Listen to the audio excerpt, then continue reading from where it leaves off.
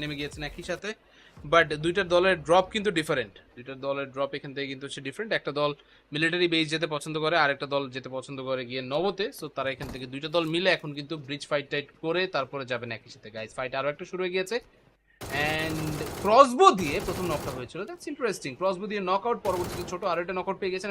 IHC তারা এখান থেকে কিছু বুঝে ওঠার আগেই শেষ অবস্থা, কিন্তু এখান থেকে খুবই খুবই খুবই বেগতিক দেখতে পাওয়া যাচ্ছে। এই মুহূর্তে ভাজ আছেন ওই পাশে IHC, তারা কিন্তু হচ্ছে নিজের একটা প্লেয়ার হারিয়েছেন, একটা কিল পেয়েছেন। দুইটা দল থেকেই একজন একজন করে প্লেয়ার এই মুহূর্তে কিন্তু বিদায় হয়ে গেলেন। দেখা যাক বাকিদের মধ্যে ফাইট আসলে কিরকম কিভাবে শেষ হয়। আইএচসি স্পোর্টস রেজিসাইডকে পুরোপুরি আটকে ধরেছেন। রেজিসাইড এই ফাইটের জন্য আসলে কতটুকু প্রস্তুত ছিলেন দেখবার মতো ব্যাপার। তবে রশানকে হারিয়ে আইইসি কে সামলানোটা একটু মুশকিলই হয়ে গেছে তাদের জন্য। It will be a difficult one.